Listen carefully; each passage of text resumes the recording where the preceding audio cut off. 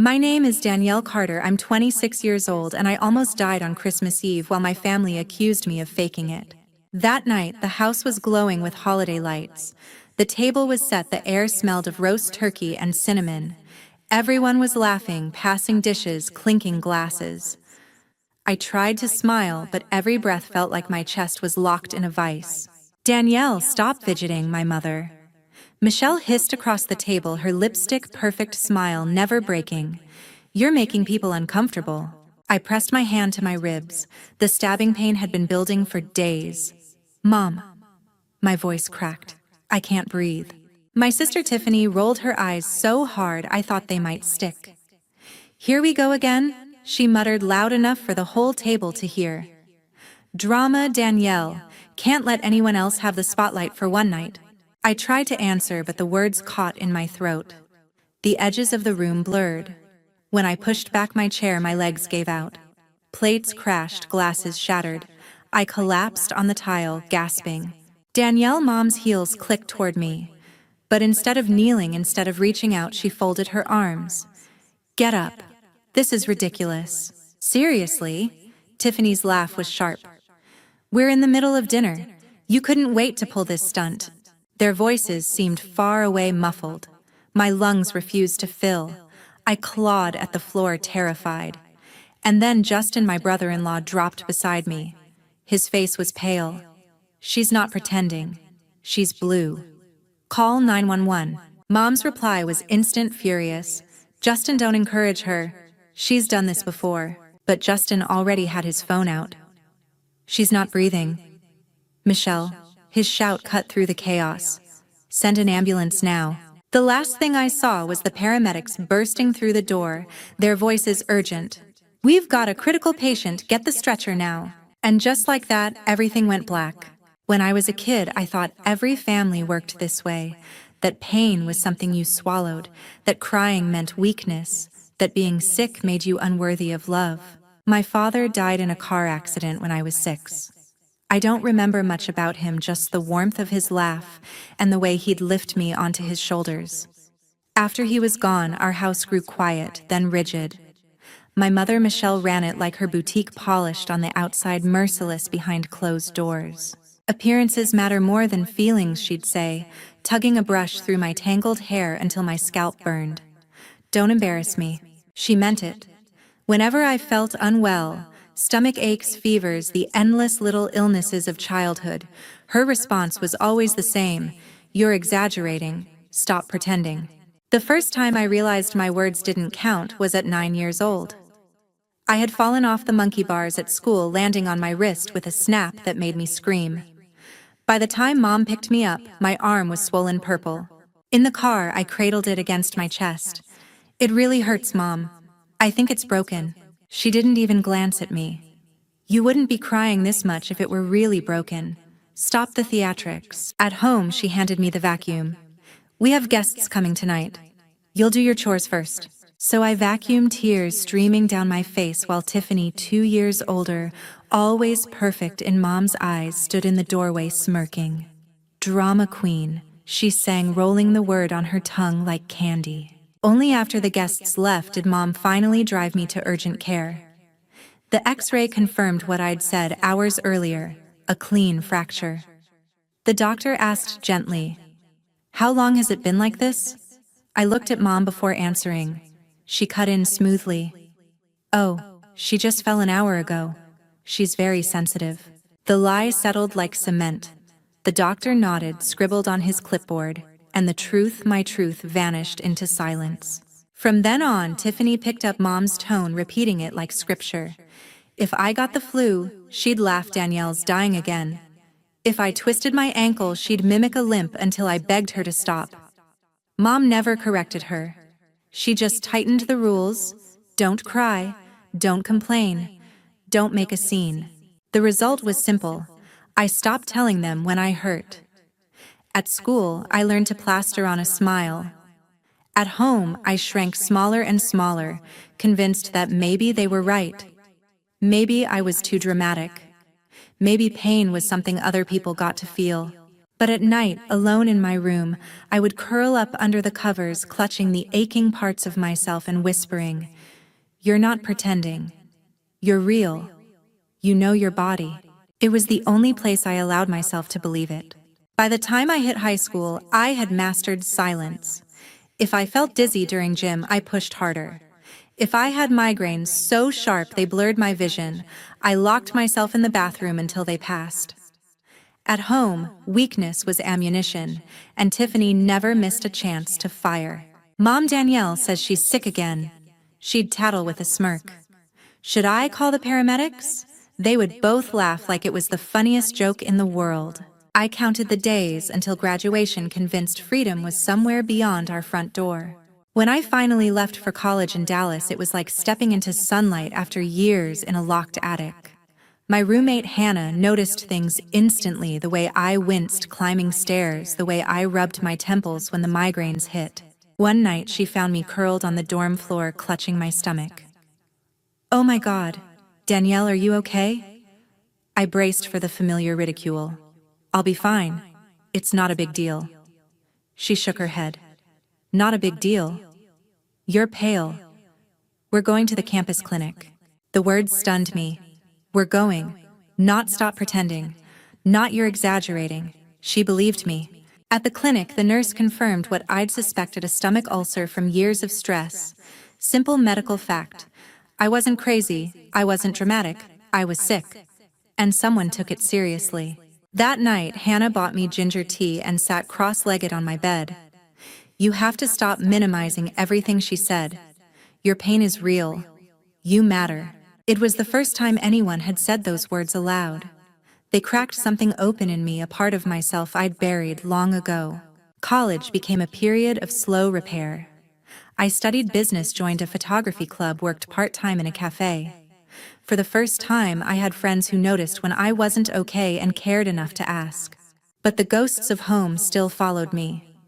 On breaks when I visited Orlando, it was as if nothing had changed. Mom would eye me critically. "You've gained weight. Don't tell me you're eating cafeteria food." Tiffany would scoff at my stories. "So dramatic, Danielle. You probably fainted on purpose so your roommate would pity you." I'd laugh it off, but inside the old doubt returned. If my own family refused to believe me, maybe my friends were just being nice. Still, I clung to the truth I'd learned at college: not everyone dismissed me. Pain didn't make me weak. And leaving Orlando after each visit always felt like escape. By the time I graduated at 22, I had built a fragile sense of self-worth. I found a marketing job in Miami and moved into an apartment with Hannah. Life was finally mine, independent, steady. I thought I had outrun the past. What I didn't know was that the lessons of silence and doubt would come roaring back when I lost everything: my job, my savings, and had no choice but to return to the very house where I'd once learned not to trust my own body.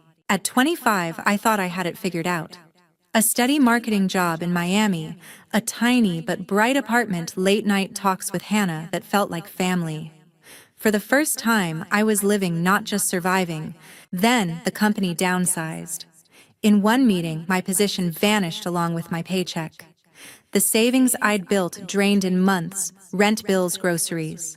By October, I had no choice but to pack my life into boxes and drive back to Orlando. Back to them. The house looked the same, but stepping inside felt like slipping into an old, suffocating costume. Mom greeted me with an air kiss, her eyes scanning my suitcase. "Don't tell me you're moving in permanently. You're too old to freeload." "It's just temporary," I murmured. Tiffany appeared behind her heels, clicking on the hardwood. Her smile was sweet as poison. "Of course it's temporary. Danielle has always been a guest star in this house." I bit my tongue. I needed a roof. I needed time. Within a week, Mom found a way to tether me. "Since you're here, you'll take charge of Christmas. Guests expect everything perfect, and Tiffany has work." Work. Tiffany's new boutique job gave her endless excuses to avoid responsibility, so the burden fell on me. I spent December running errands, stringing lights, ironing linens until my back screamed. At night, lying in my childhood bedroom, I felt the familiar ache in my ribs flare again. Breathing grew tight. Some mornings I woke drenched in sweat, my heart racing. "Mom, I don't feel right," I said once, careful testing the waters. She didn't look up from her laptop. "Of course you don't. You never do. You're not backing out of Christmas." So I kept going. Shopping lists, menus, decorations, every detail had to impress her friends. Tiffany breezed in occasionally, offering critiques like a boss reviewing an intern. "These ribbons are crooked. The dessert table looks sad. You're trying too hard, Danielle." Each jab chipped at me, but I swallowed it. Just survive December, I told myself. Once I found work, I could leave again. But my body wasn't listening. The tightness in my chest worsened. Sometimes I had to sit down dizzy while wrapping gifts. At night, Hannah's voice echoed in my head. "Your pain is real. You matter." Yet here, in this house, that truth melted away. Christmas Eve arrived in a storm of polished silverware, candles, and carols humming through speakers. The house sparkled. I looked like a ghost. My reflection in the bathroom mirror showed pale skin, hollow eyes, lips dry from shallow breaths. I considered calling Hannah, begging her to drive up. But what would I say? Come rescue me from my own family? It sounded childish. So I powdered my face, forced on a red dress, and walked to the dining room. The table was perfect, just like Mom demanded. Guests praised Tiffany's efforts, unaware I had bled myself dry for weeks. I sat at the corner, silent, a pressure ballooning inside my chest. It was that night, during the laughter, the toasts, the clinking of wine glasses, that my body finally betrayed me. The moment everything unraveled. When I opened my eyes, the world was white, sterile. A steady beep, beep, echoed from a monitor at my side. Hospital. A nurse noticed I was awake and hurried over. "Don't try to sit up yet. You stopped breathing on arrival. We had to stabilize you." Her words sank slowly like stones. Stopped breathing. I wasn't crazy. Something real had happened. But before relief could settle, the door burst open. Mom swept in, Tiffany at her heels. Their expressions weren't relief, weren't fear. They looked annoyed. Danielle, Mom sighed like she'd caught me sneaking in past curfew. "Do you have any idea what you've put us through?" I blinked, throat raw. I couldn't breathe. They said You embarrassed us," Tiffany snapped. Her arms were crossed, nails gleaming under fluorescent light. Guests were whispering, saying you pulled some stunt for attention. Christmas was ruined. I stared at her, waiting for a crack, a hint that she was joking. But her face was stone. The nurse cleared her throat. "Excuse me, but she suffered a severe asthma attack, possibly pneumonia. We're running more tests." This wasn't for attention. She nearly died. Mom's lips tightened. She always finds a way to make things bigger than they are. She turned to the nurse. "How soon can she be discharged?" "We have family brunch tomorrow." I felt like the air had been punched out of me all over again. Even with medical proof, even after almost dying, they still didn't believe me. When the nurse left, Tiffany leaned closer, her voice sugar-coated but sharp. "Next time, Danielle, try not to ruin the holiday. Some of us actually matter in that house." Justin appeared then, standing awkwardly in the doorway. His eyes were kind, guilty. "Danielle, don't listen. I saw you. You weren't faking." For a moment, I clung to his words like a lifeline. Someone else had seen the truth. But Mom snapped at him. "Justin, that's enough. Don't encourage her." Silence hung heavy after they left, the door clicking shut.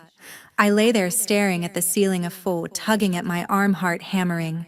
They would never see me, never believe me. The thought was colder than the hospital air. That night, while the machines hummed beside me, I realized something had shifted.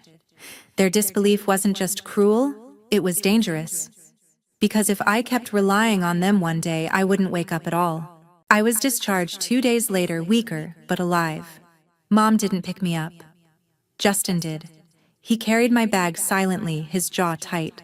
When we reached the house, the smell of cinnamon and pine still lingered. Christmas was over, but its glittering shell remained like nothing had happened. Mom was at the dining table, flipping through a magazine. Tiffany scrolled her phone nearby.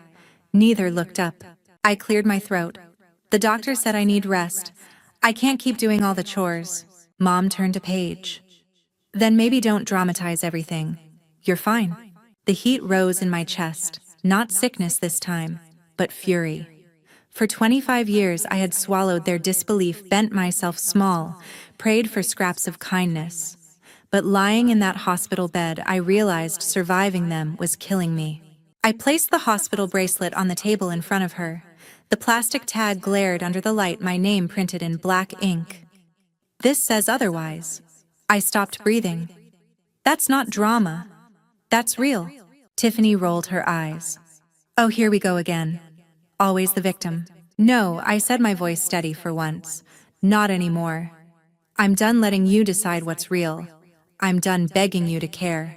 Mom finally looked up, irritation flashing in her eyes. Don't be ridiculous. Family is family. You can't just walk away. I met her gaze, calm in a way that scared even me. Watch me. Silence spread across the room. Tiffany scoffed, but Justin shifted uneasily, eyes flickering with something like respect.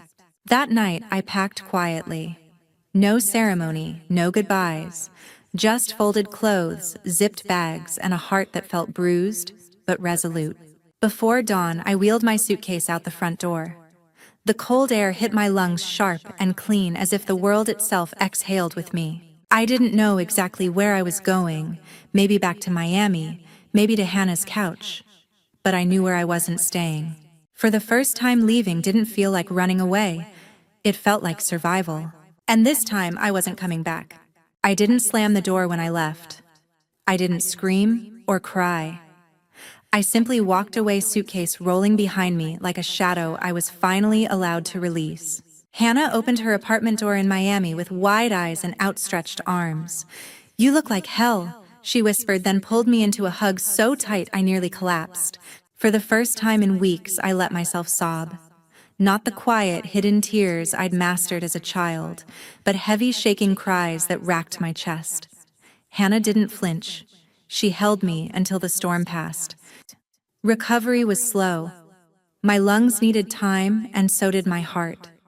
There were days I woke in panic, certain I'd hear Tiffany's sneer or Mom's clipped voice. But instead, there was Hannah making tea, or Justin's texts checking in quietly. Apologies he couldn't quite say out loud, but I understood anyway. I found small jobs at first, freelance projects, tutoring sessions, anything to rebuild a sense of worth outside their house. Each paycheck, no matter how small, felt like proof I could survive without them. Therapy came next. It wasn't easy, peeling back years of dismissal, learning to say my pain matters without waiting for permission. But piece by piece, I stitched myself back together. One evening, sitting on Hannah's balcony, I watched the Miami skyline glow against the ocean. She passed me a mug of tea and said, "You know, family doesn't always mean blood. Sometimes it's the ones who stay when things break." Her words settled into me like warmth spreading through chilled skin. She was right. I used to think surviving meant enduring my parents, shrinking myself to fit their version of me. But survival had a different shape now, choosing spaces where my breath came easy, where my truth wasn't a burden, but a bond. By the next Christmas, I didn't return to Orlando. Instead, I hosted a small dinner in Hannah's apartment. We cooked clumsily, laughed at burnt cookies, drank cheap wine. It wasn't lavish or perfect, but it was real. Looking around the table, Hannah grinning, a couple of friends sharing stories, even Justin calling in over video chat, I felt something I'd never felt at home: belonging. For the first time, I wasn't the forgotten daughter. I wasn't the burden. I was simply me. And that was enough. 5 years later, December still carries a weight. The sight of twinkling lights, the smell of cinnamon, sometimes they stir old ghosts. But I don't run from them anymore. This year I spent Christmas morning walking along the beach. The ocean stretched endless, and bright waves folding and unfolding like pages I finally learned to turn. Behind me waited a home I built myself, small, sunlit, filled with books, plants, and people who chose me, not out of obligation, but out of love. Hannah still teased me like a sister. Justin visited when he could, and slowly I learned to let others in too. Mom and Tiffany.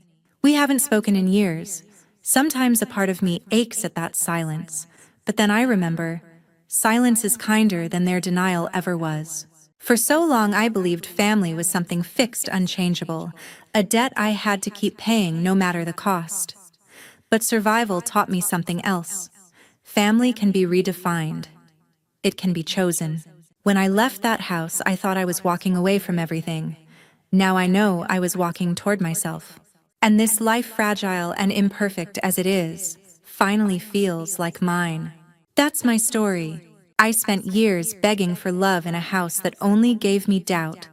I almost lost my life before I realized I didn't need their belief to make my pain real. What I needed was to believe myself. If you've ever felt invisible in your own family or been told your feelings don't matter, I hope my journey shows you this. You can step away. You can build a new circle, a new family, and a new self that isn't defined by their denial. And if you're still in the middle of it, still fighting to be seen, please know you're not alone. Thank you for listening, for sharing this time with me. If this story touched you, hit the like button, subscribe for more, and drop a comment below. I'd love to hear your own story, whether of surviving, rebuilding, or still searching for your voice. Because sometimes telling it out loud is the first step to healing. And maybe, maybe we can remind each other our truth matters. Always. Top tier, specialty gear I'd spent years investing in: cameras, lights, rigs, editing software. Tools I treated like gold because they were how I built my business, my work, my independence. To him, it was just lying around, available, his by association. So when I walked into the garage studio that day and saw Josh, my brother-in-law, using my red camera rig without asking, balancing it carelessly on a dusty stool while he filmed his knockoff podcast intro, I lost it. "Put it down," I said, instantly tense. "That's not for you." He didn't flinch, didn't look guilty. He turned to me and smirked, arrogant and unbothered. "What's your problem? You think you own everything around here?" I blinked, stunned. "I do own that. Every piece in this setup, I bought it. With my money." He scoffed like I was being dramatic. "We're family. You live here. It's all kind of shared, right?" I didn't even get the chance to respond before my sister, Erica, walked in from the kitchen, drying her hands with a dish towel. "Savannah," she said with that tone, the one that made everything my fault. "Seriously? It's not that deep. You're acting like a stranger. He didn't break anything." I stared at her. "That's not the point. You don't use someone's tools without asking." Josh chimed in with a laugh. "What, are you gonna invoice me?" But it was Erica's next words that shattered something in me.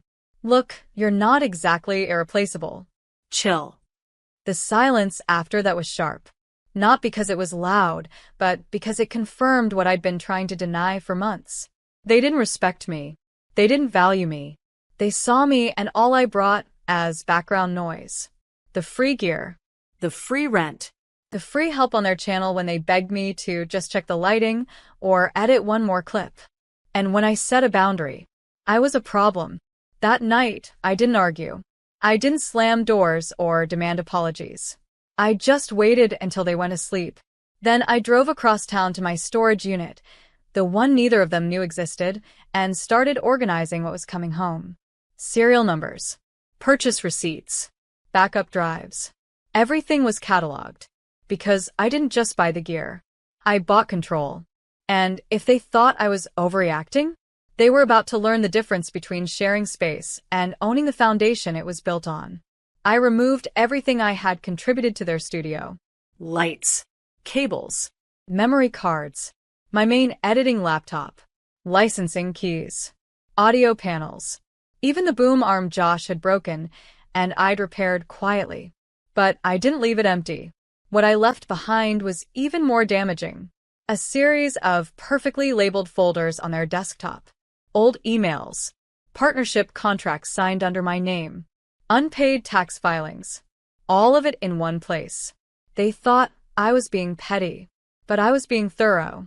Because this wasn't about revenge. This was about a reminder of who built this, who maintained it, and what happens when you push the person holding the roof over your head. My name is Savannah, and from wherever you're watching this, stay with me. Because when they said I wasn't irreplaceable, I decided to show them what that actually looks like. It didn't start with resentment. It started with generosity. When Erica asked if I could help her husband Josh set up his media brand, I said yes, without hesitation. She was my sister, after all. He was trying to launch something, she said, a podcast, maybe a YouTube channel, maybe a lifestyle content brand. Translation: he had a dream and no idea how to execute it. I had the tools. I had the experience. I had the actual skill set.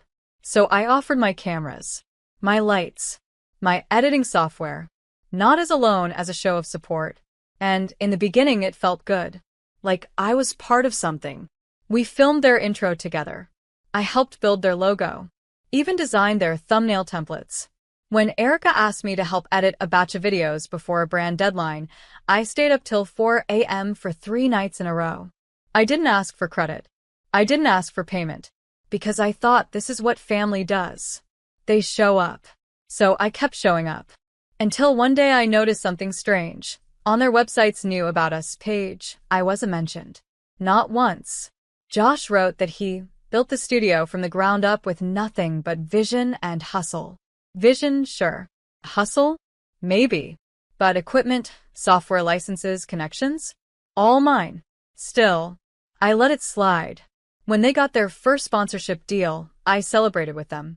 When they got their first brand shoot, I offered my lenses without blinking. But slowly, something shifted. Josh stopped asking before using things. Erica stopped thanking me. I'd find my SD cards scattered across the floor. Editing projects moved from my drive to theirs. One day, I caught them uploading one of my tutorial clips with his voice dubbed over it. No permission. No mention. Nothing. I brought it up gently, tried to be professional. Josh shrugged. It's all just content, right? Chill. And Erica? She sided with him. Every single time.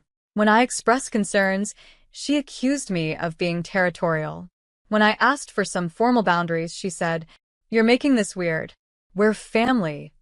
And when I told them I was going to start charging for my time and gear, that's when she dropped the line that stuck with me like splinters in my skin. "You're not exactly irreplaceable." That's when I realized they didn't see me as a partner or even a sister. They saw me as infrastructure, a plug-in, a resource, not someone essential, just someone available. That's when the switch flipped. And the woman they dismissed? She started doing what she should have done from the beginning, protecting her investment. I began collecting documentation, invoices, contracts, message threads where I'd been the only reason a deal landed, screenshots of Josh asking for one last free edit, emails where Erica promised my time as part of their full package. I didn't want revenge. I wanted clarity. And they were giving it to me, line by line, lie by lie. Because when someone takes what you built and slaps their name on it, you don't yell. You detach. You prepare. And then you pull the plug. When you've been dismissed long enough, you learn how to prepare in silence. That's why I had the storage unit. I rented it a year before I ever needed it. Back when I first started feeling the shift in Erica's tone, the slow creep of entitlement in Josh's eyes. I never said a word about it, but I began duplicating files, documenting serial numbers, photographing receipts. Everything that had my name on it, everything I owned, I logged and backed up. Every time Josh borrowed something without asking, I wrote it down. Every time Erica called my contributions ours, I added it to the folder labeled liabilities they'll regret. So when I drove there that night after they told me I wasn't irreplaceable, I wasn't scrambling. I was executing. I opened the unit, a clean, climate-controlled room stacked with shelves, padded crates, and labeled bins, and smiled. Because everything I needed was already waiting. I brought my van and loaded up my equipment from their garage silently. The cameras, the lenses, the stabilizers. My $2,000 lighting rig they claimed was left here by a friend. I packed the mics, audio interfaces, even the studio chair I had bought, because Josh complained about his back. I left them nothing I didn't have to, except the hard drive labeled Final Draft. Inside that drive were folders they never bothered to look at because they assumed everything belonged to them. But what I left behind was a digital landmine. Folder 1. Invoices unpaid. Every service I'd rendered for free, now itemized with market rates and timestamps. Folder 2. License expires March 31st. Because the software they used every day, registered under my company's account, already set to deactivate at the end of the month. Folder 3. Taxes. Their earnings spreadsheet, unreported gifted equipment, and screenshots of shady affiliate deals, compiled and organized with precision. Folder 4. Brands. PDFs of emails where I negotiated partnerships in my name, and Josh took credit. Some still ongoing. Some with breach of contract clauses. It was everything they thought they had buried under charm and delusion. And now, it was sitting right there, glowing in plain sight. I didn't hide it. I wanted them to see it, to understand what it felt like to be confronted with the truth after pretending it wasn't real. I even left a post-it on the monitor that read, "You're right. I don't own everything. Just everything that ever mattered." And then I walked out, drove back across town, unloaded the gear into my own clean, organized space, poured a glass of wine, and slept like a woman who had just returned her crown to its rightful head. Because they never saw me as a threat. I was just the helpful sister, the background asset, the soft voice they could ignore. But when I started moving, everything they stood on shook. And the best part? They hadn't even opened the files yet. But they would. Oh, they would. They didn't notice the gear was missing right away. That morning, Josh went live on Instagram to hype a major announcement. He had his followers hyped for a content drop, a new video, maybe a podcast deal. What he hadn't planned for, an empty studio. No lights, no mics, no cameras. Just a garage filled with extension cords, tripods with no heads, and a silent, blinking laptop that couldn't open any of their project files. I know, because Erica texted me 14 minutes into his meltdown. "Where is all the stuff? Did you move it for cleaning or something?" I didn't reply. Instead, I opened Instagram, posted a single-story update to my professional account. Studio microphone. As of today, I am no longer affiliated with the channel name. All brand and business inquiries can now be directed to me directly. Stay tuned. Sparkles. No explanation. No drama. Just clarity. And that was all it took. My DMs blew up. A rep from one of the biggest podcast platforms messaged, "Wait, you are behind their editing? Their video quality? Can we talk?" A smaller tech brand replied to my story. "We've been trying to get in touch. You handled the deals, right?" I spent the next 3 hours on calls, real calls. Not family favors. Not backdoor work. Deals. Because the truth was, everyone already knew who made that content work. I was the clean cuts, the smooth audio, the professional emails, the quiet brilliance no one credited until now. Meanwhile, Erica called 3 times. Josh called twice. No voicemails. No apologies. Just desperate silence on the line. They even tried tagging me in an old photo with a forced caption. "Love our creative team. Excited to regroup and come back stronger." I reported the post. Instagram took it down for impersonation and misuse of identity. Then I sent them a formal cease and desist, written by my lawyer, addressed to their brand email. Simple. Professional. Bullet-pointed. I was no longer affiliated. Any content previously co-created was protected by copyright under my LLC. Any attempt to monetize my materials or likeness would result in legal action. No fluff. And just for fun, I added the clause they'd missed in one of our earliest brand partnership documents, the one where I retained 100% backend licensing rights on all content shot using my equipment. Which meant they couldn't use anything. They couldn't re-upload. They couldn't re-edit. They couldn't even recycle old footage without risking a lawsuit. And suddenly they had nothing. No brand. No image. No gear. No goodwill. Just 2 people in a dark garage and the slow realization that the quiet girl they pushed out was the engine the entire time. They say rock bottom happens all at once. But for Erica and Josh, It played out in real time. the first hit came 2 days after my Instagram story. Josh tried to film a video on his phone, walking through their studio and claiming they were undergoing upgrades. He used natural light. His voice echoed. The shadows cut across his face like the universe itself was trying to sabotage the take. The comments section lit up. Why does it look like a basement now? Did y'all lose your equipment? Where's Savannah? They ignored the questions. Until they couldn't. That same week, 2 brands reached out to me directly. Both had been in deals with the channel, but only through me. When they found out I was no longer involved, they pulled out. One of them demanded a refund. Erica texted me, "Can we please talk? These brands are saying everything was under your name. We didn't realize." I blocked her. I wasn't being cruel. I was being finished. Because they didn't care when they thought I was replaceable. Now that they were fumbling through copyright strikes and losing sponsors, suddenly I mattered. Josh tried to re-upload one of the tutorial videos I'd edited, the one with my graphics, my voiceover, and my transitions. I filed a copyright claim within the hour. It was taken down within 2. He tried again, with a new watermark. I hit him with another claim. This time, YouTube issued a strike. 3 strikes and your channel is gone. He didn't try a third time. Instead, he made a shaky Instagram live, voice low, hands twitching, explaining that they were rebranding and taking time to focus on family. The comments were brutal.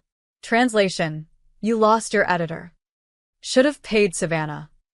This is why you don't burn the talent. How do you rebrand when you were never the brand? Erica stayed off social media for a full week. Then, quietly, their channel posted a text post. "We've hit pause on content for now. Thanks for riding with us. We'll be back soon." They won't. Because, behind the scenes, everything was crumbling. 3 brands had already filed breach of contract notices. 2 invoices bounced. A small PR account even posted a screenshot from a leaked email showing Josh yelling at a brand rep for going behind his back to talk to me. That email came from the folder I left behind on their hard drive. Labeled clearly, "Read if you're feeling entitled." I don't know which of them opened it, but I know they read it, because that was the day the entire channel was scrubbed of content. Wiped clean. And just like that, 2 years of fake glitz and secondhand glory? Gone. Meanwhile, I was signing a licensing deal with a media company that wanted to use my original tutorials in their digital learning platform. Same videos Josh once called basic. Now, valued at $50,000 for exclusive use. Funny how clarity works in hindsight. They thought they were stealing my tools. What they actually stole was time.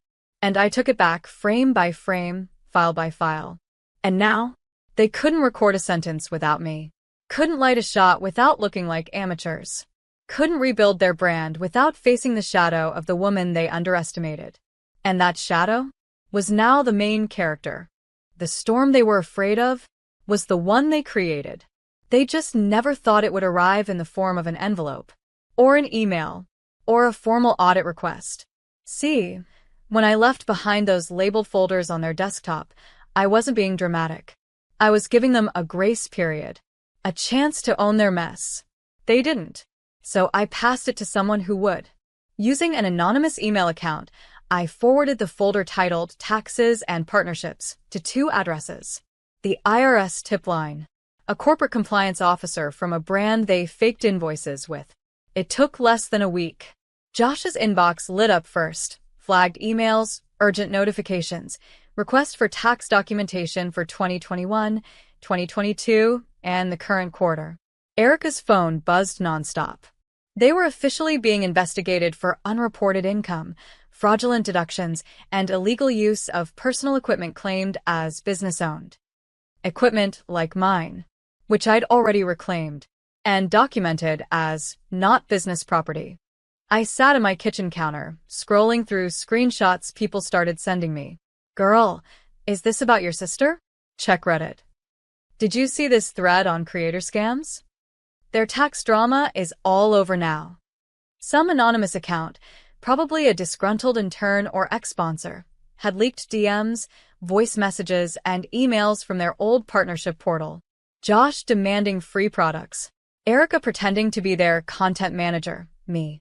False numbers sent to brands. Even a pitch deck I had designed with my watermark still on slide 3. I didn't need to say a word. The internet did it for me. One post in particular went viral. Turns out the quiet girl behind the camera was the reason the whole brand worked. She left, and now they're facing legal heat, no clients, and no clue. Another user commented, "You don't kick the builder out of the house and then act surprised when the walls fall." Exactly. They had built their empire on my silence. Now, that silence was weaponized, not in hate, but in evidence. Days later, Erica posted a Notes app apology on Instagram. "We made mistakes. We took people for granted. We're cooperating fully with the audit and doing everything we can to move forward with honesty and accountability." Translation? We got caught. Josh? Still no public word. But privately? He sent me an email. Subject: talk. Just that. No body. No apology. No explanation. I didn't reply. I forwarded it to my attorney. Let him handle it. Because this wasn't my cleanup job anymore. It never should have been. They were the ones who forged fake influence, leveraged my labor, and ran a shady brand on the backbone of my work. and now? They were watching it all collapse, not because I destroyed it, but because I stopped holding it up. I'd warned them. I gave them years. And when they said I wasn't irreplaceable, they were right. I wasn't going to be replaced. I was going to be remembered. And not as the sidekick. Not as the equipment supplier. Not as the editor or the helper. As the woman who left and took the whole illusion with her. They called me replaceable. They said I was just the girl behind the gear. They forgot something critical. I never needed the spotlight to build the stage. But now? The spotlight is mine. It started small, a few DMs from creators who had followed the collapse. Then came the podcast invitations. Then a request to speak on a creative tech panel titled, "Credit the Creator. Behind every successful brand is the person they forgot to mention." I almost said no. But then I remembered the years I gave without asking for credit. The nights I edited until my hands ached, just to hear my sister thank Josh in every video. So I showed up. Not bitter. Not angry. Ready. I wore a simple black blazer and stood on that stage, not as a cautionary tale, but as a blueprint. People will use your silence to build their image, I said. Until you take that silence back and use it to build something of your own. The applause? Thunderous. But that wasn't the peak. The peak came 2 weeks later, when I launched my own platform. A clean, professional, solo content brand focused on creator education, tutorials, templates, licensing rights, camera tricks, and post-production breakdowns. Everything they used to beg me to explain? Now behind a paywall. The first day I opened enrollment, 3,800 people signed up. Within 72 hours, I had 5 brand sponsors. One of them? A company Erica and Josh once faked numbers to impress. They reached out to me directly. "We always knew the magic came from you. Glad you finally stepped forward." The irony? I wasn't even trying to destroy them. I was just finally building something without them. No compromise. No shared credit. No guilt. The people who said I wasn't irreplaceable were now watching me from a distance, unable to recreate even a fraction of what I'd done for them. Every post I made now trended. Every story I shared got screenshotted. And every client I signed reminded me of one thing. This is what irreplaceable feels like. It feels like sleeping without a phone buzzing with last-minute favors. It feels like walking into a shoot with equipment I bought with hands that were respected. It feels like being asked, "How did you do it?" Instead of being told, "You should be grateful we let you help." And the best part? I did it all after they let me go. Their rejection wasn't my ending. It was my ignition. I'm not hiding anymore. Not behind the camera. Not behind someone else's dream. Not behind family that only knew how to take. I rebuilt from scratch, but this time I used bricks they couldn't steal and blueprints they couldn't understand. Now, when I walk into a room, I don't wonder if I'm wanted. I know I'm the reason it's full. And when someone says my name, they say it with credit, with respect, with weight. Because I'm not their assistant. I'm not the editor. I'm not the sidekick. I'm the brand. It had been 6 months since I walked away. 6 months since I stripped their studio bare, shut the doors on the chaos, and started building something that couldn't be taken. And in that time, not once did I miss them. Not the noise. Not the guilt. Not the way they looked at me like I was lucky to be tolerated. But still, I went back. Not to reconnect. To remember. The house was quiet when I pulled up. Their car was gone.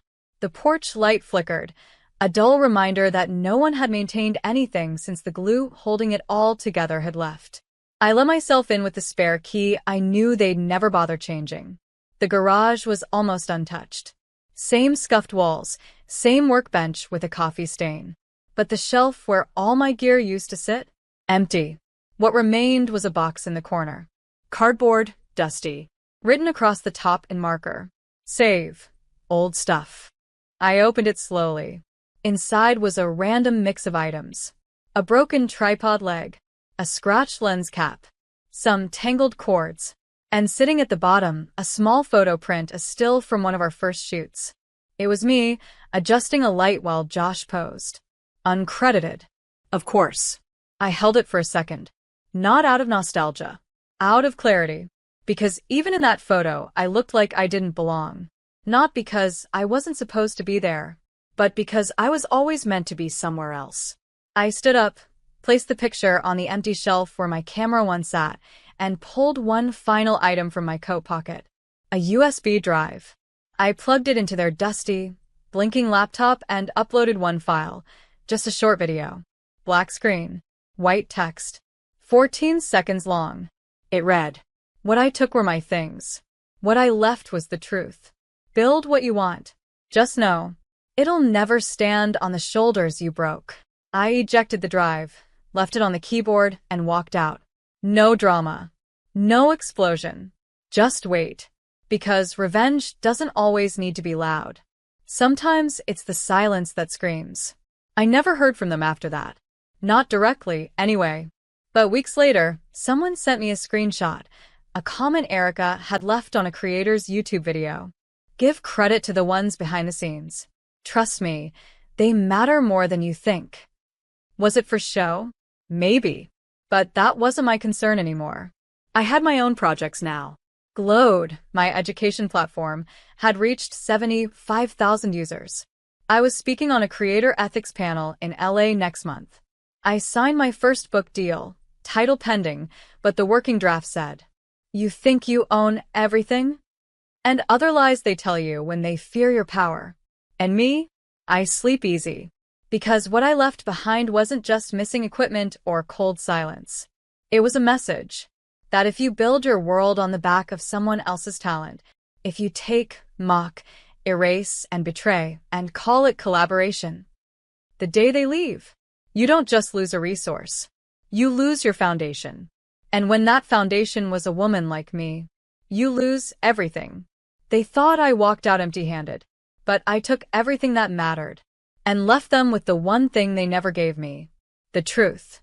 Worse, I had just gotten home from the hospital, a panic attack that hit like a heart attack. My boss had let me go that morning after I missed too many shifts. My savings were gone. My lights were about to be cut off. I did something I hadn't done in years. I called my mom. I didn't even ask for much. Just help covering rent for 1 month. Just time to breathe. Just a moment of family. She let me speak. Then she exhaled, long and dramatic. "You're on your own now, Jasmine." I froze. She didn't stop there. She laughed, a tight, bitter laugh. "You're grown. You made your choices. We've helped enough." I could hear the TV in the background, the clink of her wine glass, the comfort of her peace, while mine was falling apart. I asked if Dad was there. She handed the phone to him without a word. "We won't waste another dollar on a failure," he said. Not, "I'm sorry." Not, "What happened?" Not, "Are you okay?" Just that. Then I heard Grandpa mutter in the background, loud enough for me to catch every syllable. "Some children just bring shame. Maybe she should have been more like Derek. That was it. The final stone thrown. The comparison I was raised under, now weaponized as a reason to leave me drowning. I didn't cry, didn't beg, didn't scream or defend myself.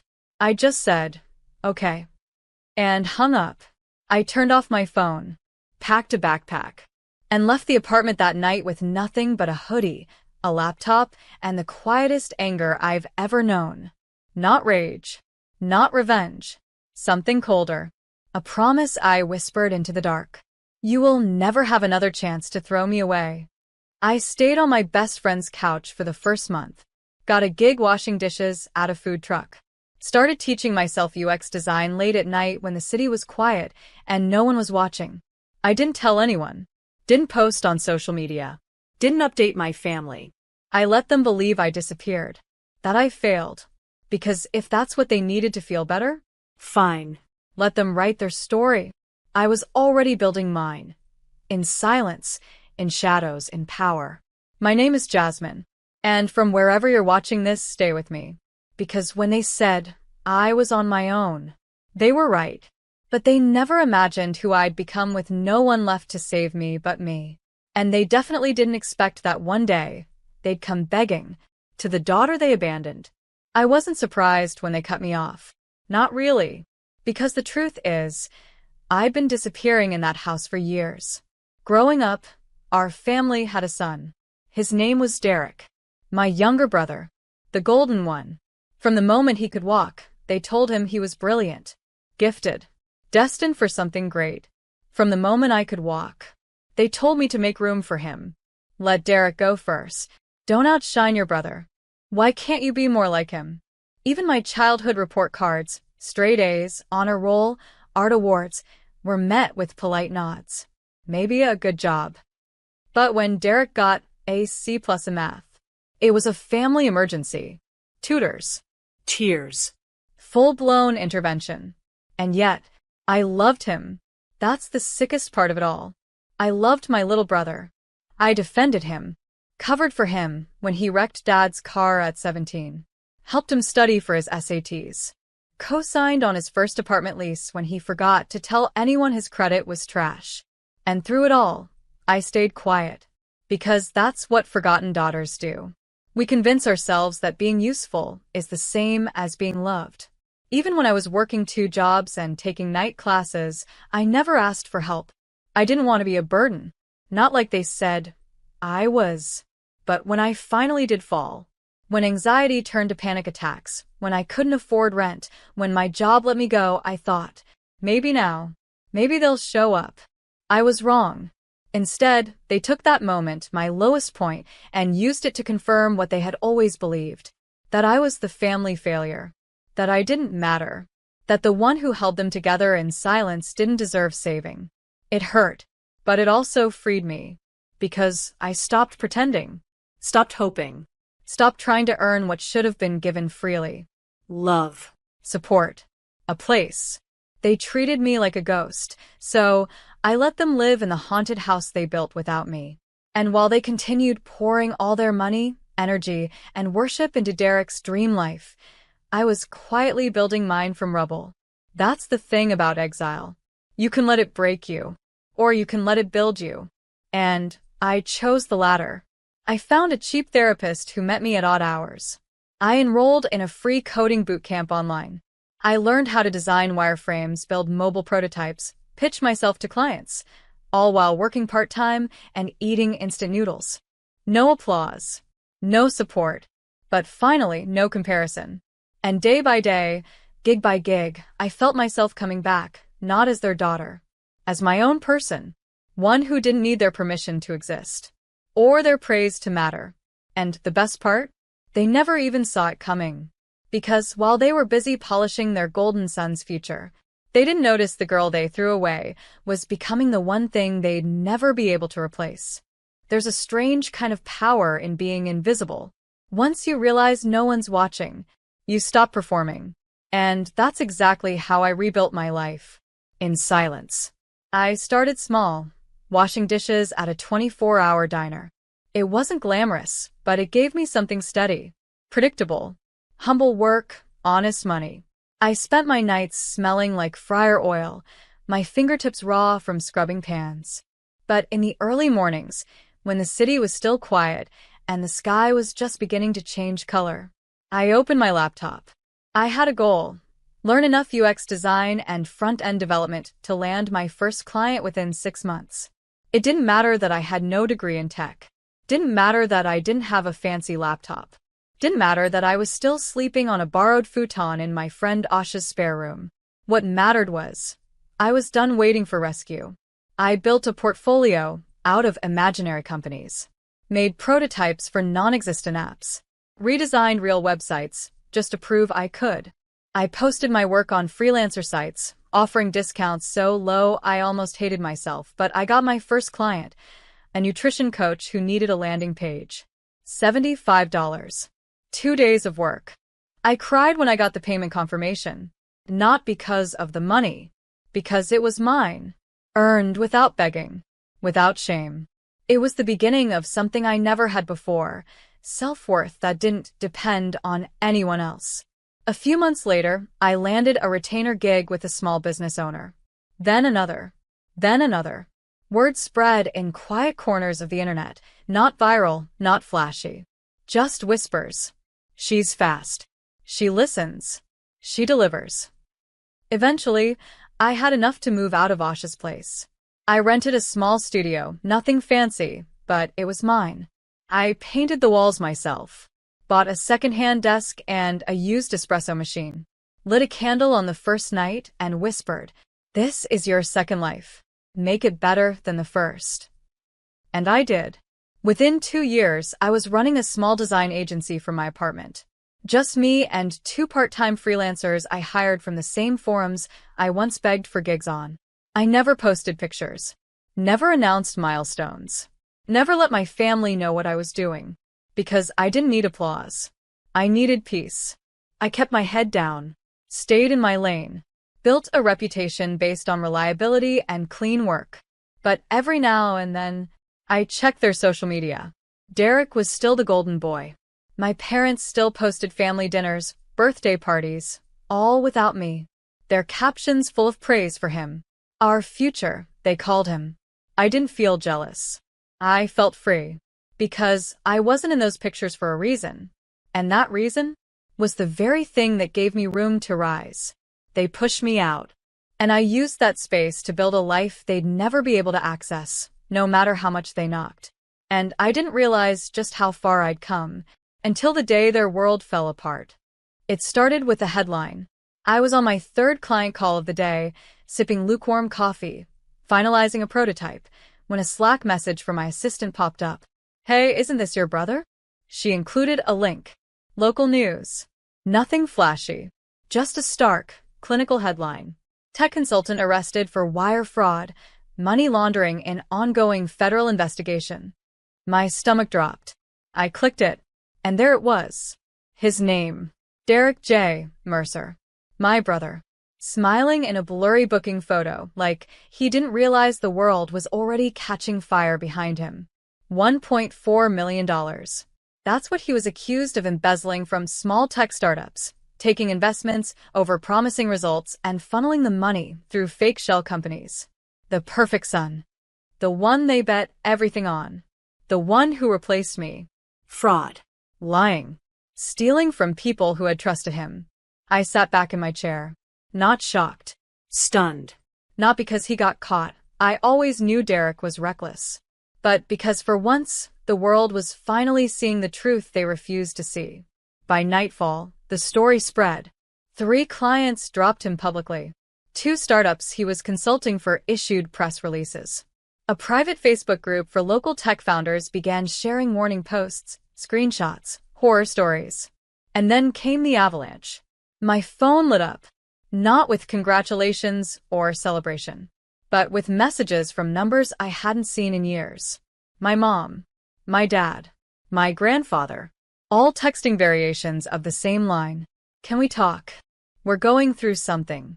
We didn't know where else to turn. I didn't respond, because just 2 years earlier, I had been the shame of the family, the girl who wasted their money, the daughter who should have been more like Derek. Now? They needed me because Derek's bail was set at $250,000. He had no income, no clean record, no fallback. And suddenly, the daughter they discarded looked like the only one with a functioning business, a clean name, and the kind of credibility they could use. Not love. Not celebrate. Use. I got an email the next morning. From my father. Subject line. Please. Inside, just one paragraph. You've always been strong. I know we haven't always been supportive, but we're family. And your brother is in trouble. If there's anything you can do to help with his situation, it would mean a lot. I reread it 3 times. Then I closed the email and deleted it. No anger, no satisfaction, just stillness. Because this wasn't victory. It was validation. I didn't want revenge. I didn't need revenge. They had already punished themselves by betting everything on a lie and turning their backs on the truth. The daughter they said was a disappointment was now the only one standing, and they were just beginning to understand what that meant. I didn't respond to my father's email, so they started calling. First Mom, then Grandpa, then Derek. He left a voicemail. His voice, the same arrogant tone I'd heard all my life, now cracked, shaken. Jazz, I messed up. I need you. They're saying I need a clean cosigner or a character witness. Please. I know I haven't always, just call me back, okay? I didn't. Not yet. I wanted to remember how they treated me when I needed help. When I was drowning, barely breathing, and asked for just 1 month's rent. I remembered Mom's voice, clear as glass. You're on your own now. And now here they were, on the edge. Desperate. And I was the only rope. They started showing up everywhere. Mom emailed again, long, dramatic, begging. I was wrong. I said awful things. But you don't let family fall apart. You're better than this. Please. Just help us. That line. You're better than this. That's what manipulators say when their cruelty catches up to them. As if I owed them grace for the pain they delivered without blinking. As if being better meant letting them use me again. But I didn't respond. Because silence was the most honest language we'd ever spoken in that family. And I was finally fluent in it. Then came the flowers. They were left at my office. No card. Just a note scribbled on the back of a pharmacy receipt. We're sorry. Please forgive us. Your brother needs you. I laughed out loud when I read it. Because they didn't say I mattered. They said he needed me. Even now, I was just a tool to protect their prize. But that prize was rotting.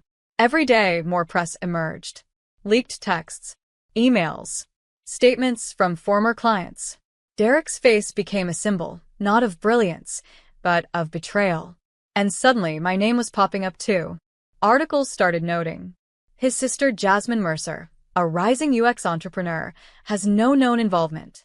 Even that stung them, because the world was drawing a line between us. And for once, I was on the side they couldn't touch. I got a call from a podcast that interviewed women in tech.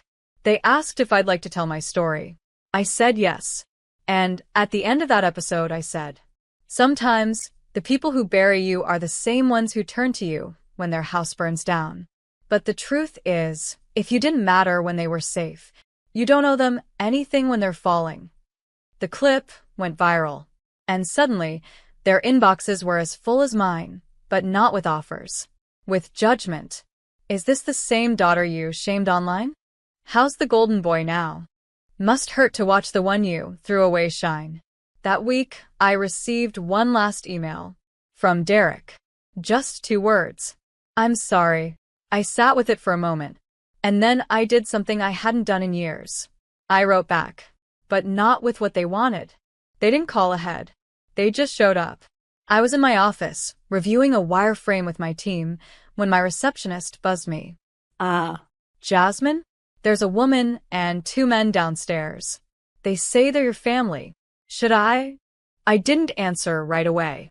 I just stared out the window, watching the city breathe, calm, distant mine. Then I said, don't let them up. But I'll come down. They were waiting in the lobby. My mother, in her best blouse, as if dressing the part could undo what she'd done. My father, standing stiff, like pride was a sickness he couldn't cure, even now. And Derek, wearing that same hollow look from the news photo, but this time, he looked smaller, almost real. I stepped into the space like I was walking onto a stage I built with my own hands, because I had. They turned when they saw me. My mother gasped softly. My father opened his mouth, then closed it. Derek didn't even lift his head. No one spoke. So I did. You wanted to see me. Say it. My mother stepped forward. We made a mistake. We should have been there. I was scared, Jasmine. I didn't know how bad it was. We thought. I held up my hand. You thought I'd disappear. And I did. But you didn't expect I'd build something better than what you gave me. She blinked. We were wrong. I turned to my father. Do you remember what you said to me the night you cut me off? He didn't speak. So I repeated it for him. You said, we won't waste another dollar on a failure. You didn't just cut me off. You cut me out. He looked at the floor. Derek stepped forward. I didn't know they did all that. I was caught up in my own mess. I'm not asking you to forgive me. I need help. I reached into my bag and pulled out a folder. Thick. Crisp. Heavy. I handed it to Derek. What's this? Everything you missed while you were busy being the golden child. Inside were screenshots of old texts, voicemails where they mocked me, a printed list of every time I helped the family financially, unreturned. And at the very back, the email I sent from the hospital, the day they told me I was on my own. I looked at all of them. You don't need a sister. You need a lifeline. And I'm not that anymore. My mother whispered, you're a daughter. I shook my head. I was. And when I needed you most, you didn't see a daughter. You saw an inconvenience. Derek opened the folder. Read the first page. His lips parted, just slightly. They looked frozen. Not from rage. From clarity. For the first time, they saw what they had done, all in one place. Black ink. White paper. No escape. I turned. You wanted a mirror? Here it is. Look at yourselves. And I walked away. Past them. Past their silence. Past the years I spent begging in my own mind for a moment like this. No more guilt. No more anger. Just peace. Because when they asked me to come back, all I had to offer was the truth.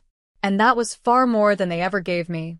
The morning after the lobby visit, I woke up to dozens of messages. Friends. Clients. Strangers. They'd seen the podcast clip. The one where I said, if they didn't love you when you were quiet, broke, and bleeding, don't hand them your peace when you've healed. It had gone viral. Shared on TikTok, quoted on Instagram, stitched with stories from women across the world, daughters, sisters, black sheep, people who had been erased, dismissed, told they were a burden. And now, they were holding the mic. That clip opened the door to something bigger, a TEDx invitation. Not to talk about tech, but about resilience. The title they gave it? The Day I Became My Own Family. I stood on stage in a blood-red suit and black heels, my quiet rebellion against every dress like a good girl command I grew up with. And I told the truth. I talked about how people only love you when you serve a function. How silence becomes survival. How we convince ourselves that staying small is the price of belonging. And I told them what I learned. Some people will only call you family when they need a scapegoat or a savior. And it's not your job to be either. The applause was deafening. After the talk, a girl about 20 hugged me so tightly, I thought I'd break. That was me, she whispered. Your whole story, that was me. That was the moment I realized. This was bigger than Derek. Bigger than my parents. Bigger than revenge. This was a revolution. I wasn't just rebuilding for myself anymore. I was giving others a blueprint. I launched a community called the Unchosen Daughters, a digital space where women who'd been pushed out could connect, heal, rebuild, rise. We provided mental health grants, career mentorship, legal aid for inheritance disputes, emergency housing for girls cast out by abusive families. Within 3 months, We had 18,000 members. And Derek? Still in jail. They tried one last time. His lawyer reached out, asking if I'd write a character letter for sentencing. They said my clean name, my successful image, could soften the judge's stance. I declined. Formally. Legally. Not with spite. With clarity. My brother does not belong to me, I wrote. I was not invited to his rise. I will not be enlisted in his fall. And I meant it, because they taught me that family is conditional. But I learned how to build one that wasn't. One woman at a time. They came one last time. I was at my foundation's downtown event, a quiet evening of mentorship matches, success stories, and donated laptops for girls starting their first freelance careers. I had just finished speaking when I saw them across the room, my mom, dad, and grandpa. Older. Softer. Not just humbled, hollow. They didn't try to cause a scene. They waited until the crowd faded and approached slowly, like people who had learned the hard way that I no longer owed them softness. My father spoke first. We watched your talk. We've read the stories. You've done well. My mother nodded. We just wanted to say we're proud. And, we're sorry. Grandpa stepped forward last. We were wrong about you. We were wrong to let you go. That was the first time he'd ever said something like that. And for the first time in years, I looked at them and didn't feel rage. Or hurt. I felt distance. Peace. Like I was standing on the shore while they were still lost at sea. Then my mom said it. Your brother, they're saying he might get 10 years. Unless we can show he's part of a stable family support system. If you could just talk to the judge or sign something, you'd be saving him. And that was it. The ask. After everything, they still couldn't come without needing something. Still couldn't just love me without a transaction. I looked at them, really looked, and realized they hadn't come to make peace. They'd come to use me again. And this time, I was ready. I stepped closer. Calm. Certain. You told me I was on my own. They all froze. You told me I was a failure. That I brought shame. That I wasn't worth another dollar. You watched me drown and blamed me for the water. They didn't speak. So I kept going. Now you want me to save the son you worshipped while you erased your daughter. I paused. Then I leaned in, met their eyes one by one, and said, You're right. I was on my own. And so is he. Silence. Real, devastating silence. My mother blinked rapidly, lips parting. My father looked like he'd been punched. Grandpa closed his eyes. I turned and walked away. And this time they didn't follow. Because they knew. It was over. Later that night, I opened my laptop and typed the final words for my first book, a memoir that had already been picked up by a publisher. Title: On My Own, How I Became What They Tried to Bury. And the dedication? To every daughter they threw away. May your silence grow into a voice so loud, they can never pretend they didn't hear you. Because this story isn't just about what I survived. It's about what I built. Without them. In spite of them. Beyond them. They told me I was on my own. They were right. That's how I became untouchable.